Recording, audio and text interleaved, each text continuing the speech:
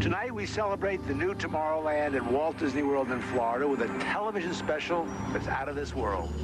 Hello, I'm Michael Eisner, head of the Walt Disney Company. In a top-secret military installation somewhere in the United States, there are those who believe that the government is hiding the remains of an alien spacecraft that mysteriously crashed to Earth. With more and more scientific evidence of alien encounters and UFO sightings, the idea of creatures from another planet might not be as far-fetched as we once thought. In fact, one of you out there could have the next alien encounter. Enjoy tonight's special. I'm going to walk over and see if I can sneak a peek.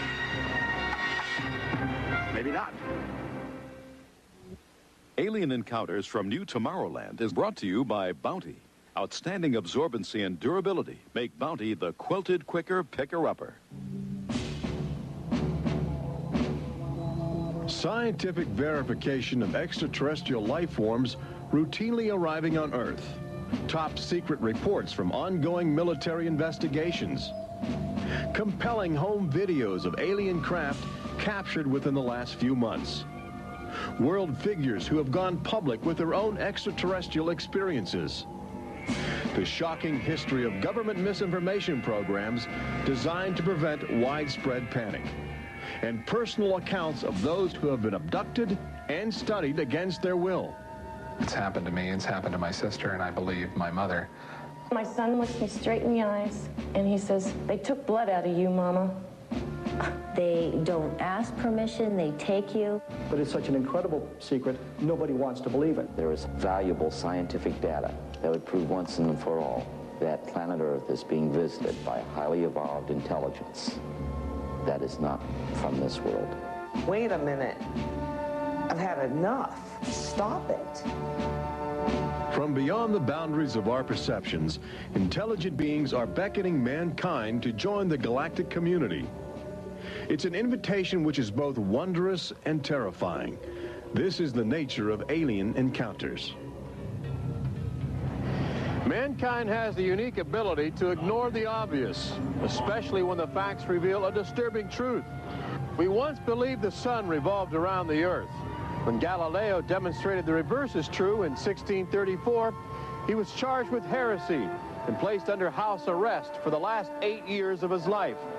The charges were later dropped, 342 years later. Now, as we approach a new millennium, mankind is in the midst of the most profound event in history, actual contact with intelligent life from other planets. For nearly 50 years, officials have been documenting routine alien encounters here on Earth.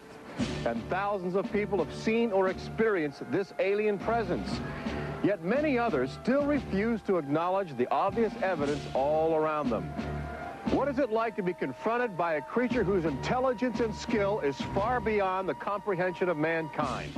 Would it be enlightening? Would it be an exercise in terror? Or perhaps both? Here in the new Tomorrowland at the Walt Disney World Resort near Orlando, Florida, these concepts are brought to life as guests experience their own alien encounter, a sensory thriller from Disney and George Lucas. We'll give you a sneak preview later in the show. But first, we must prepare you for the future with some shocking insights from the recent past. Alien ships seem to arrive in waves. And if the last few years are any indication, planet Earth is experiencing a tsunami of sightings.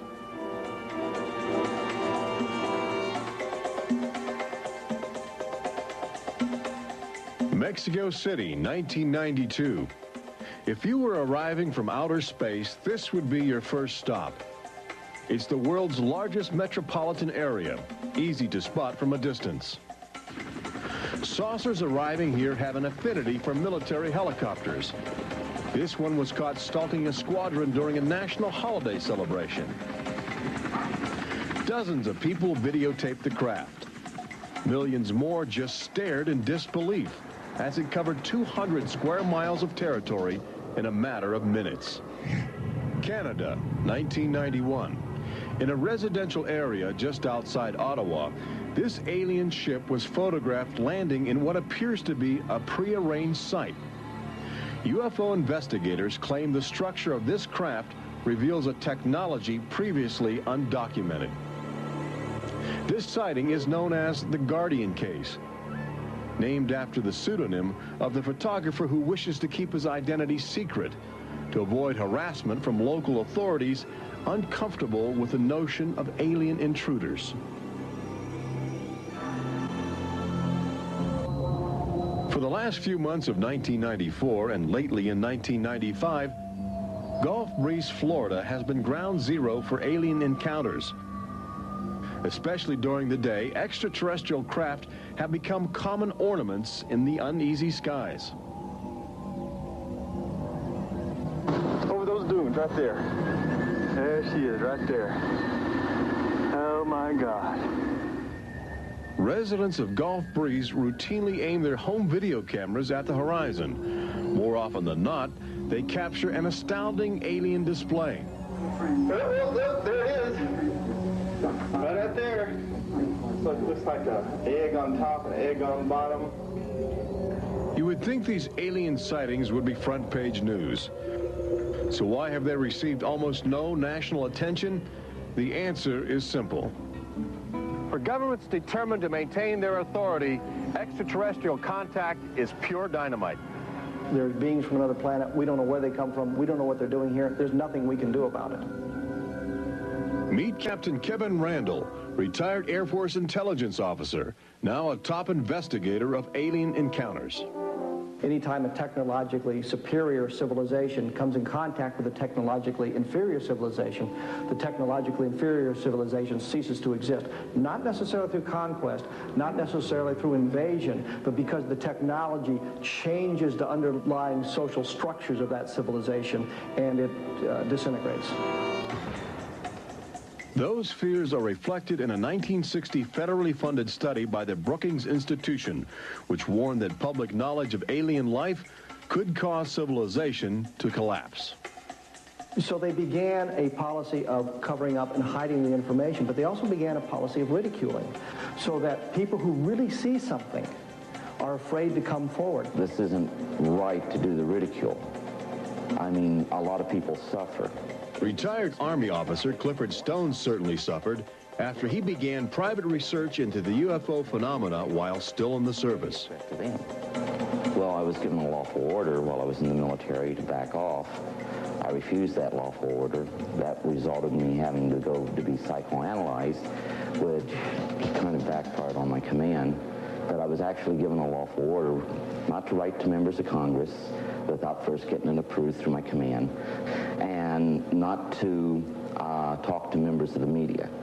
Of course, I went out and violated all those directives simply because I felt they had no right, that I had a right. He also has determination. This collection of classified government documents represents years of determined effort by Stone to open the UFO files and offer fresh leads to investigators on the trail of the truth. It is not surprising that this book is making top military officials very uncomfortable. I think that some of the underlying concerns they have is the impact it will have on society as a whole if the information is ever released. But why have aliens chosen to visit our small blue planet, hidden on the distant fringes of an insignificant star cluster? Well, we invited them here. When we return, what is attracting alien visitors to planet Earth? Extraterrestrials take aim on America's military. A crashed saucer becomes a top-secret bombshell. The nation's capital becomes a cosmic crossroads. And later, how Disney Imagineers have designed a way to prepare humans for their inevitable alien encounter.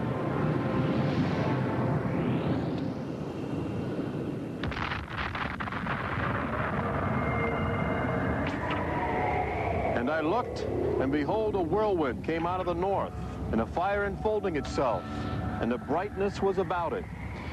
Also out of the midst thereof came the likeness of 4 living creatures. And when the living creatures went, the wheels went by them. And when the living creatures were lifted up from the earth, the wheels were lifted up. For the spirit of the living creature was in the wheels. Ezekiel chapter 1. There have been reports of alien encounters throughout recorded history, often buried in the obscure poetry of mystics. But since the end of World War II, alien encounters have adopted a darker, more menacing demeanor. No longer just spirited lights dancing in the sky, UFOs turn more brazen, announcing themselves with surprising ferocity. Most alien activity on Earth in this century seems to have been sparked by the single most profound technological achievement in human history.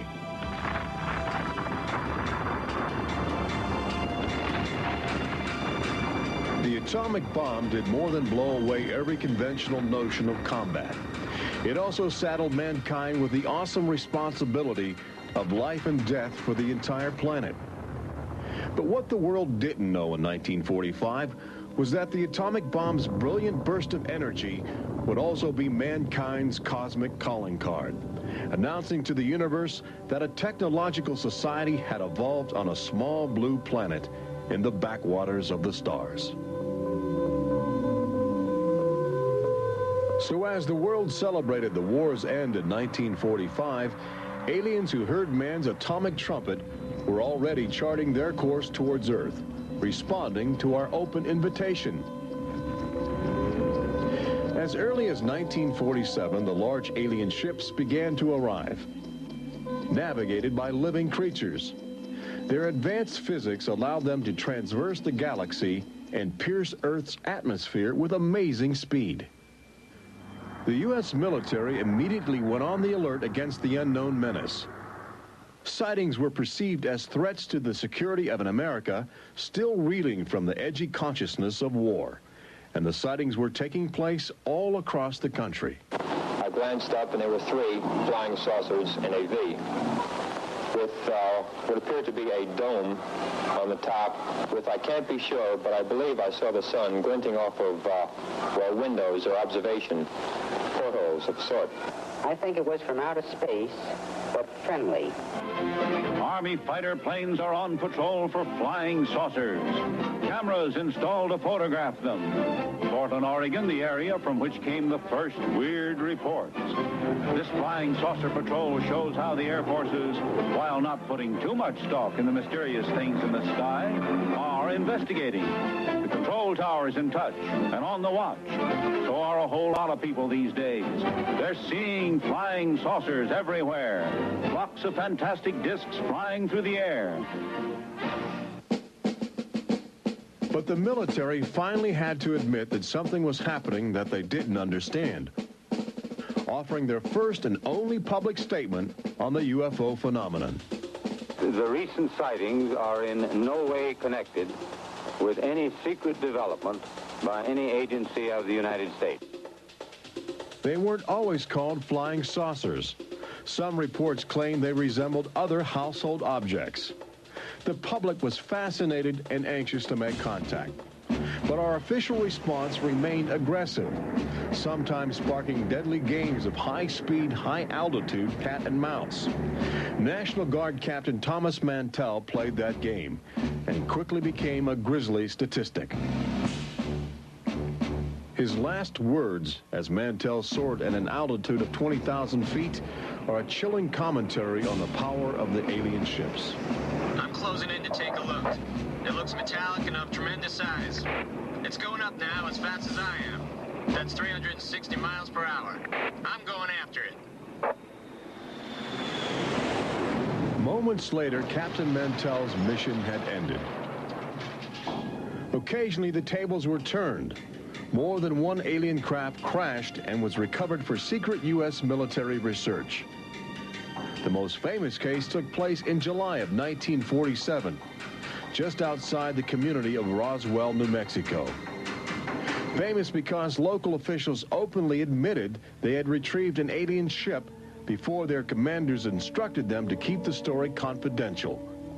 What you can't explain, they reasoned, you must deny. July of 1947, the Army Air Forces at Roswell announced we had captured a flying saucer. You can say our government announced in July of 1947 they had a flying saucer. 3 hours later, They announced, no, it's merely a weather balloon. The officers at Roswell made a mistake. But our government has come forward and said, yes, we had a flying saucer. Then they took it back. Any one of your viewers can go back to the newspapers on July 8th, July 9th of 1947, and just front page headline after headline that the government had captured a flying saucer. Don Schmidt from the Center for UFO Studies in Chicago is convinced that the Roswell case is the linchpin in America's ongoing alien cover-up. We have over 550 witnesses. They were there. They handled the debris. They saw the craft. They saw the bodies. They handled the crew members of that craft. And invariably, they all say, this was not from this earth.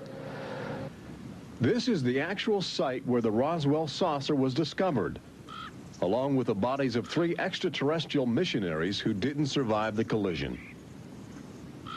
The debris and the dead were impounded and taken away for top-secret study, while a classified investigative committee called the Majestic 12 was organized by President Truman. And a government cover-up was initiated with a calculated disinformation campaign.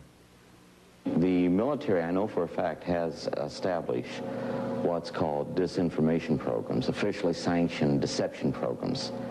This is covered by a regulation at Department of Defense level that's secret. This is the case with the unidentified flying objects. I cannot say that the Roswell incident was a cover-up, but I can certainly say that the government back then and today acted like it was a cover-up and has been subject to being accused of a cover-up. The flying saucer debris at Roswell was attributed to a downed weather balloon. There was no explanation for the alien body parts among the wreckage. Before long, other sightings were dismissed as optical illusions caused by electrified swamp gas, with elaborate demonstrations staged for newsreel cameras to back up the claim. But while the Pentagon refused to publicly admit aliens had arrived on Earth, their top-secret internal memos told a different story, even detailing the various ships and the creatures they had autopsied. Meanwhile, the American people fell in love with flying saucers, sensing something playful in their alien design. Before long, even the military seemed to fall under the trance of the UFOs. Government inventors began to mimic what they were seeing in the sky, in a strategy to stumble upon the secrets of advanced alien technology. These rare films chronicle those primitive efforts. At a symposium conducted by Princeton University, weird and wonderful flying machines developed for the Army go through their paces.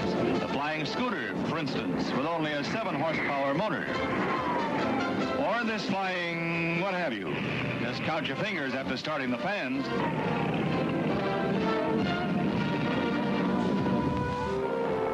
The naive attempts to copy the saucers began to look foolish, especially in July of 1952, when real alien ships were routinely buzzing over Washington, D.C., leading fighter pilots on frustrated chases lasting as long as 6 hours.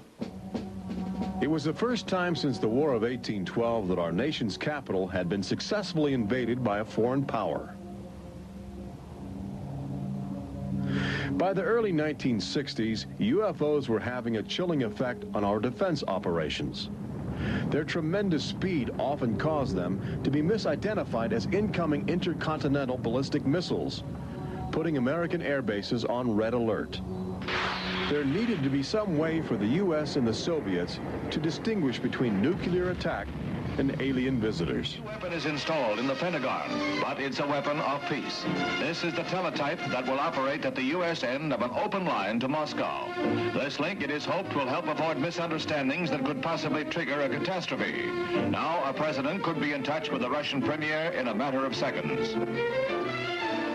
The hotline between Moscow and Washington was set up so they could go ahead and make last-minute pleas that we're not attacking you and you're not attacking us. The purpose for this was to ensure that a nuclear war would not be touched off by a UFO appearing on the scopes and being mistaken for enemy aircraft. The hotline eased some international tensions, but it didn't halt the interaction between the military and aliens, which continues to this day. November of 1975, essentially every SAC base in the United States was visited by UFOs. we have reason to believe that the UFOs went ahead and had some effect on changing the codes within the missiles, within the launch control facility, to change where the missiles would hit. 1976, September, Iran, 2 F-4s tried to intercept a UFO and shoot upon the UFO. The weapon systems of the planes go dead. The communication systems go dead. These are just 2 examples of cases which sound like they came out of science fiction, but in reality, they're from government documentation. Documents released by the State Department. The main engines up and burning. September 1991. Space Shuttle Mission 48. Commander Clayton and his crew point their cameras at the planet's horizon for a live broadcast to Earth. Many viewers noticed an alien ship playfully cavorting around the shuttle at tremendous speeds. NASA still refuses to acknowledge the incident. But since that time, the space agency no longer allows public access to live unscrambled television signals from shuttle missions. Currently in 1995, the Federal Emergency Management Agency trains personnel with a manual that suggests techniques in communicating with extraterrestrials encountered in the line of duty. This document is in marked contrast to a federal law passed by Congress in 1969, which makes it illegal for any American to have contact with an extraterrestrial, punishable by a $5,000 fine and a year in jail. Ironically, both documents were composed by a government which refuses to publicly admit that there is intelligent life on other planets. Indications are that government, military, and scientific leaders will soon release nearly a half-century of official documentation of ongoing alien encounters on Earth. Perhaps they feel it would be too embarrassing not to reveal the truth before the truth reveals itself. But these FBI files acquired through the Freedom of Information Act outline nearly 50 years of UFO reports investigated by federal agents all across America. Overwhelming evidence that something sinister is at work. But look carefully. The torn pages, the ragged copies, the large areas blacked out in an effort to keep secrets locked away. If we are keeping information, which I am certain we are, from the American public on unidentified flying objects, then we're wrong. Government has an obligation to the people to tell the truth. No matter what that truth might be, the people have a right to know that planet Earth is being visited by a highly evolved intelligence that is not from this world.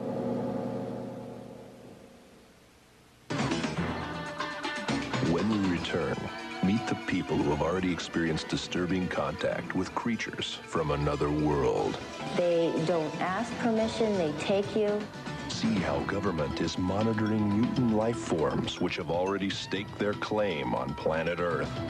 And join Robert Urich on the fringes of the future in Walt Disney World's Magic Kingdom as Disney Imagineers prepare the public for their inevitable alien encounter. Encounters from New Tomorrowland.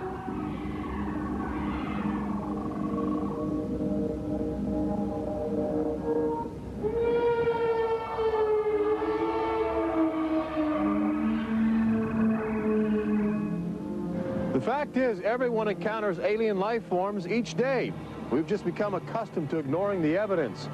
We expect the first visitors from outer space to arrive in flying saucers. But there are new scientific suggestions that the microbiotic organisms, which routinely invade human bodies in the form of viral disease, may have extraterrestrial connections.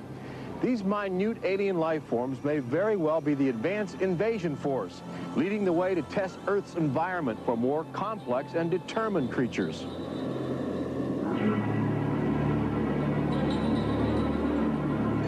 The idea is not new.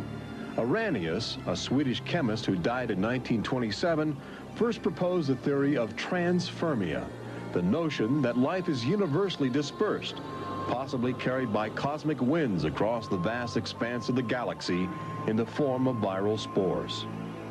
Uncovering this mutating alien life is an ongoing government project carried out by scientific teams at NASA. They begin by collecting meteors which have landed on the barren landscape of Antarctica. Here, low temperatures preserve the alien life clinging to 4 billion-year-old cosmic debris. In a specially sealed clean room at the Johnson Space Center, these crude interstellar spaceships are carefully dissected to extract the biotic matter inside. Amino acids, a kaleidoscope of organic compounds, and the chemical catalysts of life are analyzed with sophisticated gas chromatographs and mass spectrometers. Life is plentiful in the universe and eerily tenacious. Lately, scientists have found extraordinary numbers of unknown organisms which have gained a biological foothold where we once thought survival would be impossible. They grow in deadly ammonia gas. They are resistant to ultraviolet radiation. They thrive inside the radioactive cooling systems of nuclear power plants. And they can even survive the vacuum of space, reanimating themselves when air and water become available. Riding inside the stone cocoon of a meteor, life can travel virtually anywhere, and a good deal of it lands on planet Earth. But just as we explore the genetic package of alien life, visitors from space are routinely examining human specimens, abducting men, women, and children in order to conduct disturbing biological experiments. Very, very few people who've had the experience are willing to talk about it publicly. There is such a kind of ridicule factor. Bud Hopkins, researcher and author of the best-selling book Intruders, is America's leading investigator into the alien abduction phenomenon, and largely responsible for bringing the astonishing situation to the nation's attention. The most important thing about this, I think, in studying it, is to realize that there are very distinct patterns. This is not just a box full of crazy experiences which are mutually contradictory. The patterns start this way. People are abducted first in childhood. When I go back into my memory, I don't know a day without them. And they are then re-abducted over many, many, many years. When I saw this light on the freeway, my first reaction was, oh my God, not again. I grabbed the side of my bed like, no, you're not gonna get away with this. You're not gonna get away with it this time. Then I feel lifted off of the bed, and the next thing that I remember is being on a table or a bench and these beings surrounding me. Samples are taken from the skin, and there are very distinct scars that result from these biopsies, whatever we want to call them. I have a scar on my hand. It seems to be a triangle shape that's a half an inch by half an inch if you were to measure it. They were just red and blistery and kind of in a large equilateral triangle on each foot. The basic, most common mark is what we call a scoop mark. It's a circular depression, as if the aliens have used a little tool and removed a layer of cells. On my upper left inner thigh, I have two marks. There's a series of two. They're about 1/8 of an inch deep and about 1/4 inch in diameter that people call scoop marks, for lack of a better term. Often an object is inserted in the nostril or behind the eyeball or in the ear, which we believe to be implants. On my shin, between my ankle and my knee, were two puncture marks. In fact, I hesitate to call them that because they were larger and deeper. They were like two holes drilled vertically along my shin into my leg. And that frightened me deeply because I have no idea how those got there. I could only speculate as to why they were doing that, although I do know that, bone marrow contains genetic material, I mean blood. They're interested in who you are genetically. They seem to be desperate for our genetic material, our DNA, our particular genetic makeup, as if they have reached some point of, let's say, some point of no return in their evolutionary development, and they need to revivify themselves through something they can get from us, a more primitive and perhaps more robust species.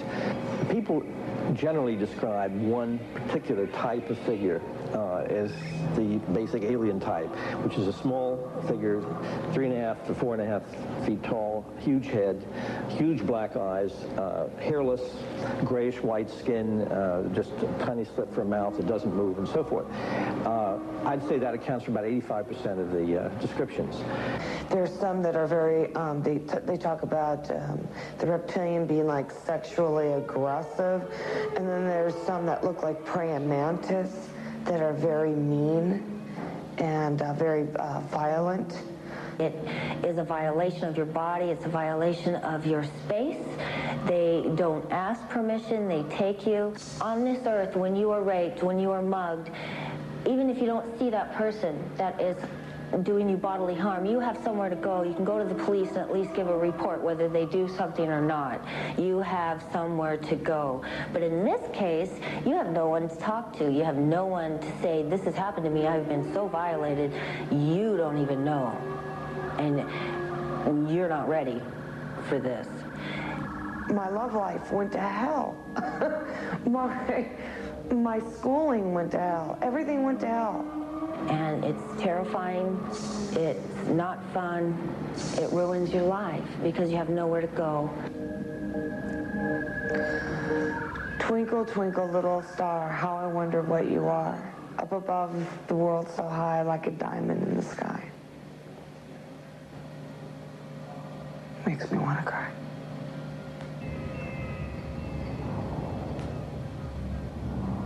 Part of the trauma involved in this is our government telling us that these objects don't exist. And I seem, and other members of my family, and other people seem to have these experiences. It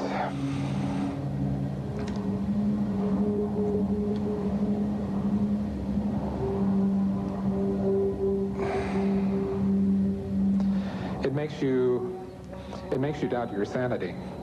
The range of people who have had abductions around the world, because it is a global phenomenon, is just, it's a total range. I've worked with people who are of Oriental backgrounds, African-American background, Hispanics. I've worked with one NASA scientist, a research scientist, who is an abductee, a police lieutenant from the South, doctors, lawyers. I mean, I've had, incidentally, 7 psychiatrists come to me because of their own personal abduction experiences. The phenomenon affects people from all walks of life. And it has a dramatic effect on families. Debbie and Terry know firsthand. Both are ongoing abductees with deep concerns about the chilling connections between aliens and their children. I thought this was mental illness. Then my son started speaking about little airmen coming into his room and taking us up, and there was even one point where he said, "They took blood out of you, Mama." He wanted guarding all the time. He wouldn't go to bed at night unless I slept with him. He was angry. And the other thing is he started setting traps. One night my husband came home from work and there's these little colored stones all over the garage. And Dale, my husband, said, "What is this for?" And he says, "Well, this is when the airmen come, they slip and fall on their butts." The interesting thing about children is a sort of innocence about their perceptions. I will present these cards of different heads, and there's Santa Claus, Batman, policeman, a clown, Ninja Turtle, an alien. What we do is to see how the child responds when we get to the alien face, and it can be extremely moving because I've seen children just collapse when they see the drawing of the alien, crying, hugging their fathers or their mothers in terror. Well, she was 4 years old, and she was past bedwetting and all of that behavior. She was beyond that, and she'd never wet her bed. And when we moved to Banning, she started having nightmares every night and wetting her bed. And a couple of weeks ago, she had a bunch of scratches on her face, and she didn't have them when she went to bed. I said, "What happened?" And it was funny. The only thing I could get out of her was that she asked me, "Do aliens hurt you?" And I went, "What?" And a woman told me, for instance, that her little girl, when she was first able to talk, would tell her about these nightmares of what she called the bugs coming in the room. And they were big bugs with big eyes. And again, there were some physical marks, all the surrounding evidence suggesting abductions. At one point, the mother, a few years later, was getting out of the car with her daughter at a shopping mall, and the Goodyear blimp was coming over. And the little child said, "Mommy, look, don't you remember when you and I were up in that thing with the bugs?" The last time I had a session,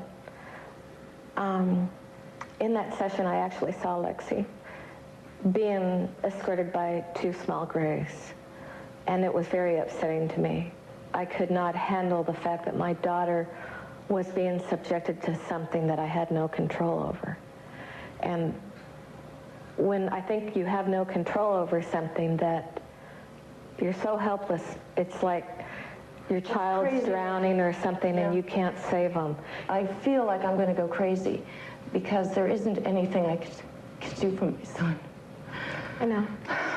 One of the most interesting things, too, from a child's point of view, has to do with the fact that communication is telepathic. One little boy drew on some drawings he'd made for me of the aliens. He put on the side of the head, each alien head, a gigantic ear, just one. And his mother said, "What's that?" And he said, "Well, Mommy, I know they don't have ears, but I put that there because, you know, they can hear everything you're thinking." When we return, Robert Urich takes you to the new Tomorrowland in Walt Disney World's Magic Kingdom, where Disney Imagineers are creating extra terrestrial excitement, preparing the public for cosmic contact with a virtual alien encounter.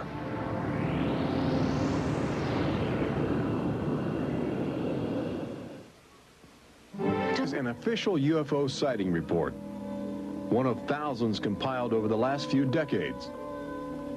This particular report from October 1969 was filled out by Jimmy Carter. He was still governor of Georgia at the time. He witnessed a luminant object suspended in a twilight sky. Later, when he assumed the office of President of the United States, his staff attempted to explore the availability of official investigations into alien contact. As this internal government memo illustrates, there are some security secrets outside the jurisdiction of the White House. We investigated lights in the sky for over 20 years. We didn't get anywhere. We have over 100,000 cases from over 160 countries in our files at the Center for UFO Studies in Chicago.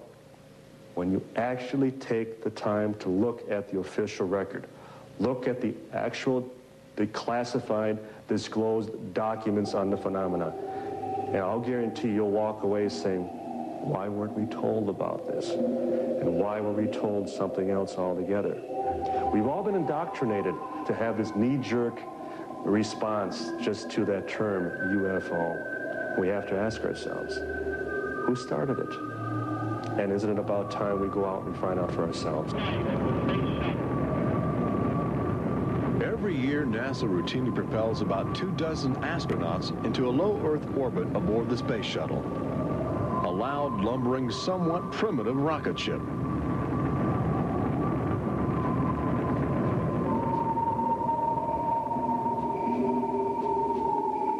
But most Americans will likely explore outer space aboard crafts of alien origin. Statistics indicate a greater probability that you will experience extraterrestrial contact in the next 5 years than the chances that you will win a state lottery. But how do you prepare for such an extraordinary event? Here in the new Tomorrowland at Disney World, scientists and Disney engineers have brought to life a possible scenario that helps acclimate the public to their inevitable alien encounter.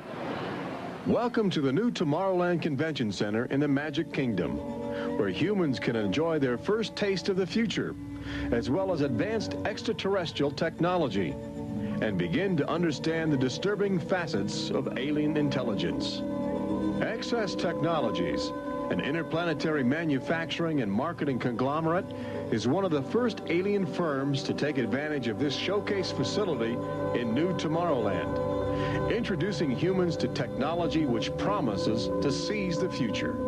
Today, guests are exploring the concept of teleportation, the ability to transmit solid matter or living creatures across the endless void of space.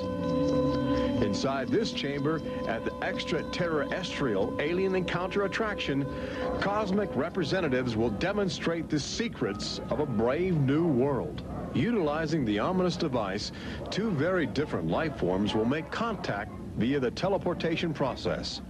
Unfortunately, high technology can backfire if operated by careless hands.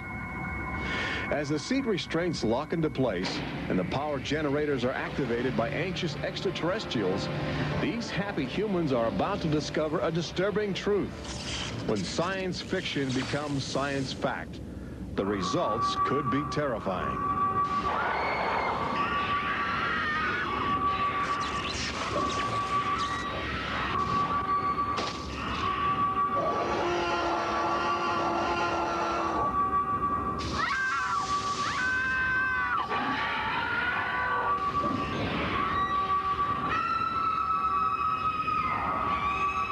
Alien Encounter opens at Walt Disney World summer 1995.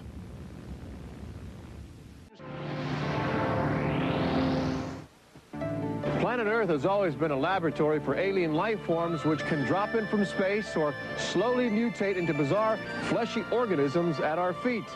Understanding the nature of these strange creatures from above and below is the greatest challenge of our age. We now know that our future, indeed the future of Earth itself, rests in the balance of the solid and the ethereal, of common sense and the irrational, in our relationship with alien life as grotesque as a fungus or as glorious as the heavens.